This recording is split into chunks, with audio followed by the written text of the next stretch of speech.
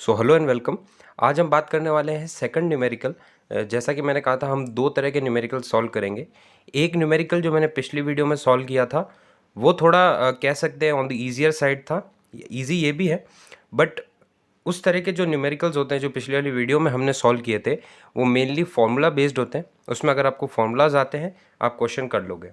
ये जो क्वेश्चंस होते हैं ये मेनली कंसेप्चुअल बेस्ड होते हैं। अगर एग्जामिनर आपसे ये क्वेश्चन पूछता है तो आपकी डेप्थ ऑफ स्टडी चेक करता है कि कितना आपने डीपली कॉन्सेप्ट को अंडरस्टैंड किया है। तो इस क्वेश्चन के बारे में बात करेंगे, डिस्कस करेंगे। ये क्वेश्चन कॉम्पिटिटिव एग्जाम्स के पॉइंट ऑफ व्यू से बहुत ज़्यादा इंपॉर्टेंट है, तो इसको हम ध्यान समझ के करेंगे। ठीक है, तो क्वेश्चन है researcher conducts ECM on a binary alloy. The density of alloy is given which is 6000 kg/m³ and that alloy has iron. मतलब एक बाइनरी अलॉय है तो उसके अंदर फर्स्ट एलिमेंट है iron which has atomic weight of 56 and valency 2 and the second metal is metal P which is atomic weight of 24 and valency 4। Faraday's constant यहाँ पे आपको वैल्यू गिवन है 96500 कूलम्ब पर मोल और मटेरियल रिमूवल रेट आपको दे रखा है बट 50 mm³ आप जब भी क्वेश्चन से डेटा नोट डाउन करें तो ये चीज़ ध्यान रखिएगा कि जो डेटा है मैंने आपको बताया था जो फॉर्मूला लिखते हैं हम MRR का, उसके अंदर भी जो फॉर्मूला के अंदर EI/FRO होता है उस फॉर्मूला के अंदर हर एक यूनिट, हर एक वैल्यू जो CGS यूनिट में आप पुट करोगे, ठीक है, कोई भी वैल्यू, जैसा कि आप देख सकते हैं यहाँ पे mm³/सेकंड है, तो mm में है तो आपको सबसे पहले इसको cm³/सेकंड में कन्वर्ट करना है, उसके बाद आपको फॉर्मूला में वैल्यू पुट करनी है। At I is your current 2000 ampere, what is the percentage of metal P in the alloy. तो ये चीज़ पूछ रहा है कि परसेंटेज ऑफ मेटल P का क्या परसेंटेज पूरे अलॉय में, जो बाइनरी अलॉय है जो दो एलिमेंट से मिलके बना है which is iron and metal P, तो मेटल P का क्या परसेंट है, मेटल P का क्या फ्रैक्शन है उस पूरे अलॉय में, ये चीज़ क्वेश्चन में पूछ रहा है। तो जब भी इस तरीके का क्वेश्चन पूछेगा कि what is the percentage of metal P, what is the percentage of metal X, what is the percentage of metal Y, इस तरह के क्वेश्चंस के अंदर आपको एक फॉर्मूला होता है। एंड रिजल्ट में यहाँ लिख रहा हूँ तो एंड रिजल्ट आपको ध्यान रखना है, तो उसको आप क्वेश्चन में अप्लाई करोगे तो आपका आंसर आ जाएगा। तो एंड रिजल्ट है 1/E is equals to summation of I is equals to 1 to n xi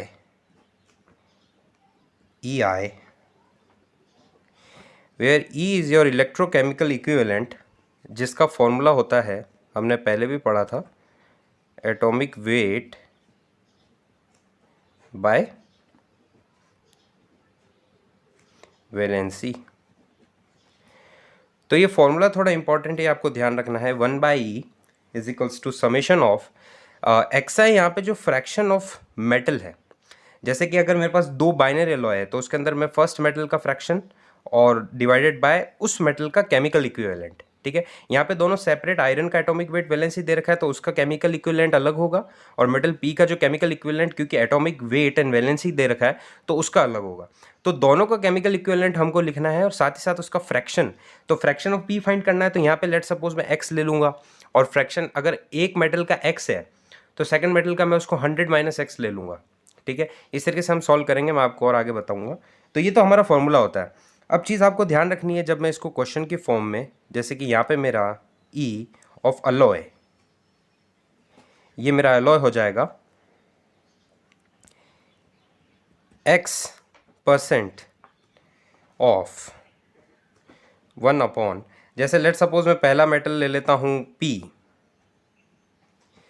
plus अगर मैंने ये X% ले लिया तो बचा हुआ कितना हुआ, वो होगा 100 - X% रह जाएगा। मतलब X% इतना है तो टोटल 100% है पूरा बाइनरी अलॉय हमारा, और X% अगर मेटल P है तो बचा हुआ 100 - X वो क्या होगा, आयरन। आयरन है हमारा सेकंड मेटल, तो हम लिखेंगे 1/, केमिकल इक्विवेलेंट ऑफ आयरन। तो इस तरीके से हम सॉल्व करने वाले हैं ना। अब एक चीज़ आपको मैं बता दूं कि कई बार क्या होता है, जैसे कि यहाँ पे मैंने इसको इलेक्ट्रोकेमिकल इक्विवेलेंट की फॉर्म में लिखा है, लेकिन कई बार आपको डेंसिटी फॉर्म में भी ये पूछ लेगा।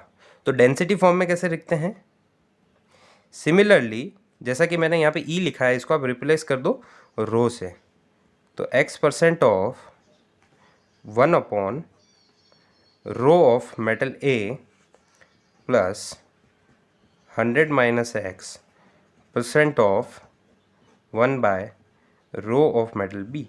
तो ए और बी कुछ भी हो सकता है, ये मैंने एक जनरल फॉर्मूला लिखा है। अगर आपको कई बार केमिकल इक्विवेलेंट की जगह वो टोटल ये पूछ ले, डेंसिटी के फॉर्म में अगर पूछ ले, तो इस तरीके से आप ये वाला डेंसिटी का फॉर्मूला भी इस केमिकल इक्विवेलेंट के इक्विवेलेंस में ही लगा सकते हो, ये सिमिलर फॉर्मूला होता है। तो अब बात करते हैं इस क्वेश्चन की। क्वेश्चन पढ़ के हमारा मेन टारगेट क्या होता है? क्वेश्चन पढ़ के हमारा मेन टारगेट होता है सबसे पहले डेटा। तो डेटा किस फॉर्म में है? आपको एमआरआर गिवन है, आपको इलेक्ट्रोकेमिकल इक्विवेलेंट ऑफ अलॉय, जो टोटल अलॉय है उसका इलेक्ट्रोकेमिकल इक्विवेलेंट नहीं पता है, ठीक है, लेकिन एमआरआर पता है। आपको फराडेस जो कांस्टेंट है उसकी वैल्यू पता है, ठीक है, आपको करंट पता है, और आपको साथ ही साथ डेंसिटी जो टोटल अलॉय की है वो भी पता है। तो अगर आपको ये सारी चीज़ नोन है तो आप सिंपली इन सारी चीज़ों को अगर इस फॉर्मूला में पुट करेंगे, जो हमने एमआरआर का फॉर्मूला पढ़ा था, क्या पढ़ा था? ई आई डिवाइडेड बाय एफ रो, ये फॉर्मूला पढ़ा था। एक चीज़ ध्यान रखना है इस फॉर्मूले में, हमेशा की तरह मैं कहूँगा इसमें भी सारी वैल्यूज़ सीजीएस यूनिट में रखना, अदरवाइज गलत हो जाएगा। जो एमआरआर है जो आपका अगर 50 mm³ पर सेकंड है तो आपको सेंटीमीटर क्यूब पर सेकंड में वैल्यू रखनी है। तो सेंटीमीटर क्यूब पर सेकंड में अगर वैल्यू रखोगे तो mm³ तो ये डिवाइड बाय 1000 हो जाएगा, तो 0.050 ये तो आपका हो जाएगा एमआरआर। ई आपको निकालना है, करंट आपको एम्पियर में ही रखना है 2000 एम्पियर, और एफ जो है उसका वैल्यू कितना है 96500, वो कुलाम पर मोल में ही रखा जाता है। डेंसिटी आपको दे रखी केजी पर मीटर क्यूब, बट आपको किस में चाहिए? ग्राम पर सेंटीमीटर क्यूब। तो जब आप इसको सॉल्व करोगे तो 6000 केजी को आप ग्राम में कन्वर्ट करोगे 10⁻³ और मीटर क्यूब को अगर आप सेंटीमीटर क्यूब में कन्वर्ट करोगे तो ये हो जाएगा 10⁻6, ठीक है। तो वो कैंसिल आउट होके कितना बच जाएगा? 10⁻3 से 10⁻6 कैंसिल होके बच जाएगा 10⁻⁻3। तो 10⁻⁻3 से इसको अगर मैं मल्टीप्लाई कर दूंगा तो ये मेरा कन्वर्ट किस में हो जाएगा? ग्राम पर सेंटीमीटर क्यूब में। तो इसको आपको सॉल्व करना है कैलसी की हेल्प से, ई की वैल्यू निकल जाएगी। तो ई की वैल्यू अप्रॉक्सीमेटली मैंने कैलकुलेट कर रखी है, वो आएगी 14.475। कितना आएगा? 14.475। ये ई किसका आ गया? ये अलॉय का आ गया, क्योंकि डेंसिटी अलॉय की ली थी। ये डेंसिटी किसकी ली थी हमने? अलॉय की, सॉरी यहाँ पे ये अलॉय की डेंसिटी अगर आप लिख सकते हो।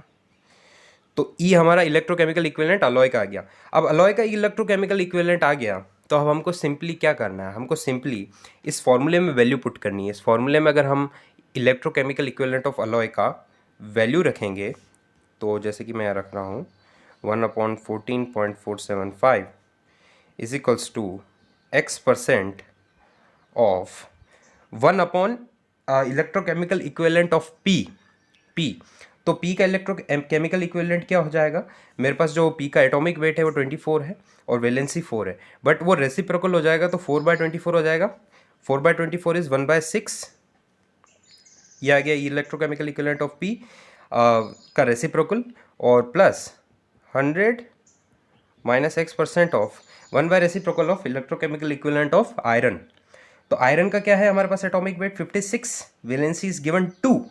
सो एटॉमिक वेट बाय वैलेंसी होता है E, बट 1/E क्या हो जाएगा? 2/56। That means 2/56। तो आपको उसको सिंप्लीफाई वे में लिखना है, तो ये हो जाएगा 1/28, ठीक है। तो 1/28 ऑफ 1/28 100 माइनस x% आपने लिख दिया है, ठीक है। तो इस तरीके से हमारा आंसर ये आ जाएगा। इसको सॉल्व करने पे आपको क्या मिल जाएगा? x का वैल्यू, क्योंकि x ही अननोन है पूरे इक्वेशन में, 25.482 25.482%। तो x% of metal, that means कि जो हमारा मेटल P है, जो मेटल P है ये किसका है? परसेंट ऑफ मेटल P, वो है 25.482। तो तो 25.482% of P metal is present in this binary alloy. तो ये आपका आंसर आ जाएगा पी। अगर आपको पूछ ले कि आयरन कितना प्रेजेंट है तो 100 में से आपको ये घटा देना है और जितना आंसर आएगा अप्रॉक्सीमेटली 74 पॉइंट आ जाएगा, 74.62, ओके, फिर 52, 74.52। तो ये आपका आंसर आ जाएगा, वो क्या हो जाएगा आपका percentage of iron present in this binary alloy. तो ये था हमारा क्वेश्चन। तो मिलते हैं नेक्स्ट वीडियो में, तब तक के लिए थैंक यू।